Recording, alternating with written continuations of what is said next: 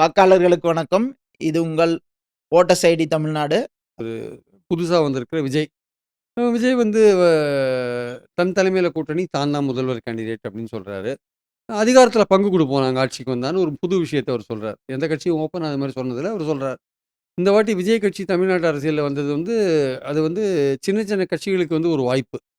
அதாவது திமுக, அதிமுகன்னு கூட்டணி போயிருந்த கட்சிகளுக்கு ஒரு ஆல்டர்னேட் ஒண்ணு இருக்கு. ஒரு ஆப்ஷன் வேற ஒரு ஆப்ஷன் வந்து விஜய் ஓப்பன் பண்ணியிருக்கார். ஆனா அவருக்கும் வந்து எந்த கட்சியும் போய் அவர்ட்ட போயிட்டு, உங்க கூட நான் கூட்டணி வரோன்னு எதிரி முக்கியமான கட்சிகள் யாரும் போகல. திரு விஜய் அவர்கள். அ அவர் தலைமையில அ வந்து சேர்றவங்களுக்கு கூட்டணியில ஆட்சியிலேயே பங்கு குடுக்கிறதா அவர் சொன்னாரு. ஆனா இதுவரை யாரும் பெருசா அவர்கிட்ட போகவே இல்ல. அவர் என்ன க கடைசி வரைக்கும் தனித்து போவார்ன்னு நினைக்கிறீங்களா? இல்ல யாராவது வாய்ப்புகள் இருக்கிறதா? தேமுதிக அல்லது பாமக உள்ள ஒரு அணி அந்த மாரி யாராவது வர்றது ஒரு ஒரு கூட்டணி அமைக்கிறதுக்கான வாய்ப்பு இருக்கிற மாரி தெரியுதா? எப்படி சொல்றீங்க? இல்ல அதாவது வந்து அவர் கூட ஏற்கனவே அதிமுக ஒரு கட்டமா பேச்சுவார்த்தை நடத்தினாங்க. ஆனா அவர் வந்து 80 இடங்கள், முதல்வர் பதவி போன்ற விஷயங்கள்லாம் கேட்டாரு.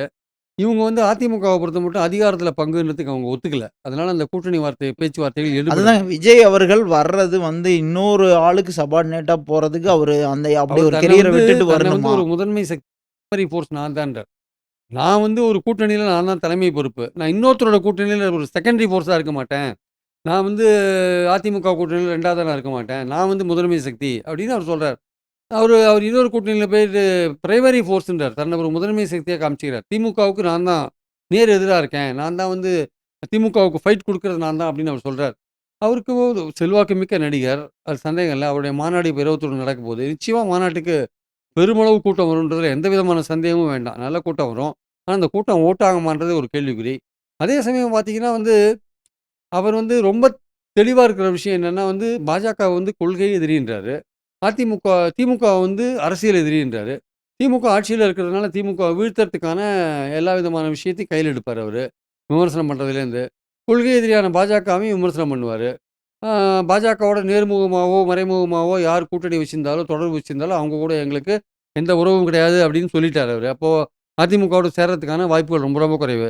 ஒருவேள அதிமுக பிரிஞ்சு வந்தா ஒருவேள வந்து இல்ல அதிமுகவுடன் கூட்டணி இல்லைன்னு ஒரு ஆங்கில பத்திரிகைக்கு சொல்லியிருக்காரு பேட்டியளிக்கும்போது சொல்லியிருக்காரு. சொல்லியிருக்காரு. ஆனா ஆ. வந்து அது எவ்வளோ தூரம் வந்து அது நடைமுறையில வந்து பார்க்கணும். ஏன்னா பாயிண்ட் என்னன்னா வந்து பார்த்தீங்கன்னா, உங்களுக்கு விஜய பொறுத்தமட்டும் அவருடைய செல்வாக்கு என்னன்னு அவருக்கு தெரியணும் ஆக்சுவலா. ஏன்னா அவர் தனியா வந்திருக்காரு. இப்ப தான் ஃபர்ஸ்ட் டைம் வந்திருக்காரு. ஃபர்ஸ்ட் டைம் வந்தவர் வந்து தன்னுடைய செல்வாக்கு என்னன்னு அவர் தெரிஞ்சுக்கணும். தன்னுடைய செல்வாக்கு என்னன்னு அவர் தெரிஞ்சினாரு தான், ஃபர்தரா அவர் பிளான் பண்ண முடியும் அவரு. ஃபர்தரா அவர் அடுத்த கட்டமா 29 தேர்தல்ல அவர் எப்படி பிளான் பண்ண முடியும்? இப்போ விஜயகாந்த் வந்து 2006 தேர்தல்ல முதல்ல சந்திச்சார். தன்னுடைய செல்வாக்கு என்னன்னு பார்த்தாரு. 5% 6% வச்சிருந்தார். அப்படியே 2009 வரையும் வந்தாரு. 10% வரையும் ரீச் பண்ணாரு. அது தெரிஞ்சு தான் ஜெயலலிதா டக்குன்னு புடிச்சு 2011ல அவங்கள கூட்டணியில போட்டாங்க. அதுக்கப்புறம் சரிவு அவருக்கு வந்துருச்சு.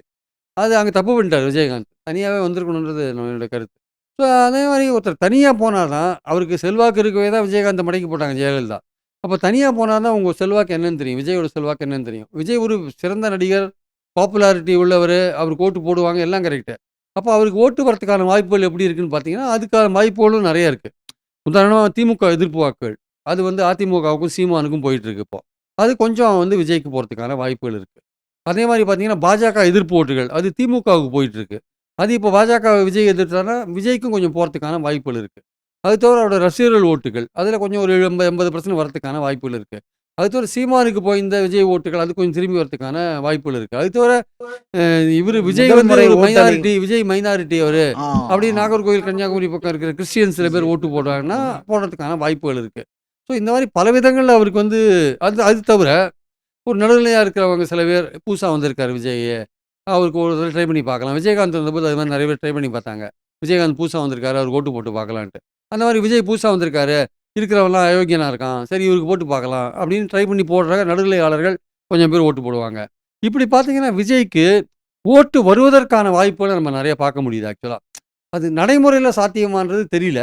வருவதற்கான வாய்ப்புகள் இருக்கு. அப்போ பாஜகவ கடுமையா தாக்கினார்னா, பாஜக எதிர்ப்பு ஓட்டுகள கொஞ்சம் வாங்குவார். திமுகவுக்கு போற ஓட்டுகள குறைப்பார். திமுகவுக்கு பாஜக எதிர்ப்பு வாக்குகள் தான் ஒரு பெரிய ஸ்ட்ரென்த் அது ஆக்சுவலா. அத கொஞ்சம் குறைப்பார். அதிமுகவுக்கு போற திமுக எதிர்ப்பு வாக்குகள திமுக எதிர்ப்பதன் மூலமா அது கொஞ்சம் இழுப்பார். இதெல்லாம் அவருடைய பிரச்சாரத்தில, மாநாட்டில அவர் நடந்து கொள்ற விதத்தில இருக்கு ஆக்சுவலா. எப்படிப்பட்ட அரசியல் அவர் கையில எடுக்கிறாரு, எப்படிப்பட்ட வாக்குகள் அவருக்கு வரும்ன்றதெல்லாம் அவர் நடந்துக்கிற முறையில தான் இருக்கு. அவரோட பிரச்சாரத்த பார்க்கும்பொழுதோ, மக்கள்ட்ட அவர் போகும்போது தான் தெரியும். நான் போற இடத்துல மக்கள் கூடிடுவாங்க. அதனால வந்து இந்த இந்த ஒர்க்கர்ஸ் கன்சர்வன்சி ஒர்க்கர் ஸ்ட்ரைக்கில் கூட அவர் போய் கலந்துக்கல பாருங்க. துப்புரவு பணியாளர்கள் ஸ்ட்ரைக்கில் கூட கேட்டாருன்னு சொல்றாரு. அவங்கள கூப்பிட்டு அனுப்பிச்சு பார்த்தாரு. நான் போனா அந்த கூட்டம் இடத்துக்கு சேர்ந்துரும் போனா அப்படின்றாரு. கூட்டம் சேர்ந்துரும். அதுதான் தப்பு. எப்பவும் அதே நிலையை விஜய் பண்ற சொல்லிட்டு தப்பு இருக்காரு. எங்க அதுதான். போனாலும் கூட்டம் சேர்ந்துரும். கூட்டம் விஜய் சேர்ந்துரும். பண்ற தப்பு அரசியல்ல அதுதான். வந்தா கூட்டம் இல்லாம பண்ண அவர் முடியுங்களா? விஜய் அது பண்ற கூட்டம் முதல் சேர்த்தி தப்பு. காட்டுறதே அது அவருக்கு ஒரு ப்ளஸ் பாயிண்ட் தானே. மக்கள் சக்தியை காட்டுறது தான் ஒரு அரசியல்வாதியோட நோக்கமா இருக்க முடியும். மக்கள் சேர்ந்துருவாங்க அப்படின்றது இல்ல. மக்கள் சேரணுன்றது தான் அவங்க நோக்கமா இருக்க முடியும். மக்கள்கிட்ட போகணுன்றது அவங்க நோக்கமா இருக்கணும். மக்களோட நெருக்கமா இருக்கணுன்றது அவங்க நோக்கமா இருக்கணும். அதை விட்டு நான் போனா மக்கள் சேர்ந்துருவாங்க நீங்க அவங்கள கூப்பிட்டு பார்த்தீங்க வச்சுக்கோங்களேன். அது வந்து பாலிடிக்ஸ்ல ஒர்க் அவுட் ஆகுது. உங்களோட பெரிய நடிகர் தான் எம்ஜிஆர். கூட்டம் சேர்ந்துருன்னு போகாதே இருந்தாரு. எல்லா இடத்துக்கும் போயின்னு தானே இருந்தாரு. தேர்தல் பிரச்சாரம் உட்பட எல்லாத்துக்கும் போயின்னு தானே இருந்தாரு. நீங்க வரணும். நீங்க ஸ்பாட்டுக்கு வரணும். கூட்டம் சேரதான் செய்யும்.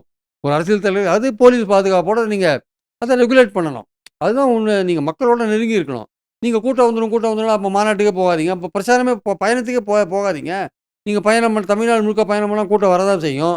அதுக்கு என்ன பண்றது? அதனால வந்து நீங்க மக்களோட மக்களா நீங்க போகும்போது தான் அவங்க வந்து உங்க ரசிகர்கள் கூட உங்கள வந்து ஆஹா! வந்துட்டாருப்பா தலைவர் அப்படின்னு இது பண்ணுவானே தவிர, நீங்க உங்கள வந்து பவுன்சரு, இசட் பிளஸ் கேட்டகரி எல்லாம் வச்சு இது பாதுகாப்போட நீங்க போனீங்கன்னா, அந்த அவங்களுக்கு கான்ட்ராக்ட் விட்டு போயிடும் ஆக்சுவலா வந்து. ஸோ அவர் அதனால வெளிய வந்து மக்கள சந்திக்க ஆரம்பிச்சதுக்கு அப்புறம் தான் நாம நம்ம சொல்ல சொல்ல முடியும் முடியும் என்ன அவருடைய நிலைமை. செல்வாக்கு. ஆனால் ம். அவருக்கான வாய்ப்புகள் இருக்கு. அவருக்கான ஓட்டு வரத்துக்கான வாய்ப்புகள பார்க்க முடியுது.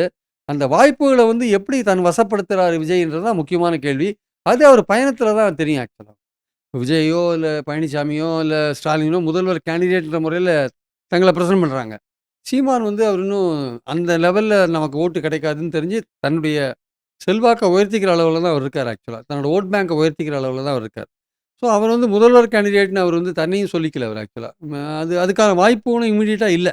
அவர் கொஞ்சம் ஓட்டு வேணா ஏறலாம், கொஞ்சம் இறங்கலாமே தவிர, ஆட்சி அமைக்கிற அளவுக்கு அவருக்கான அதான் ஆட்சி வாய்ப்புகள் இருக்கு. அமைக்கிற அளவுக்கு அளவுக்கான அவருக்கு வாய்ப்புகள் இருக்கு. 35% அவர் எட்ட முடியுங்களா? எட்ட முடியாது. இந்த ஆ. வாட்டிலாம் எட்ட முடியாது. எட்டுறதுக்கான வாய்ப்புகள் ரொம்ப ரொம்ப இருக்கு. ஆனால் இன்னொரு விஷயம் அவர் பண்ணலாம்.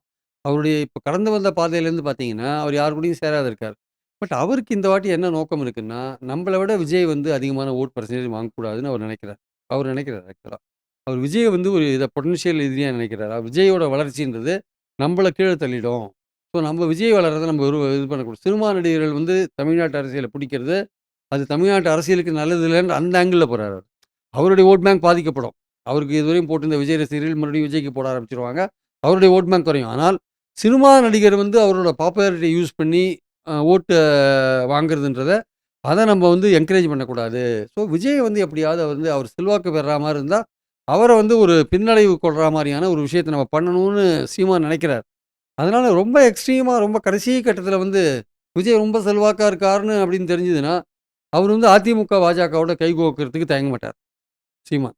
அதிமுக, பாஜகவோட கை கோர்க்கறதுக்கு தயங்க மாட்டார். பாஜக இல்லாட்டி சந்தோஷமா போவாரு. அதிமுகவோட போறதுன்னா ஓகே போயிடுவாரு.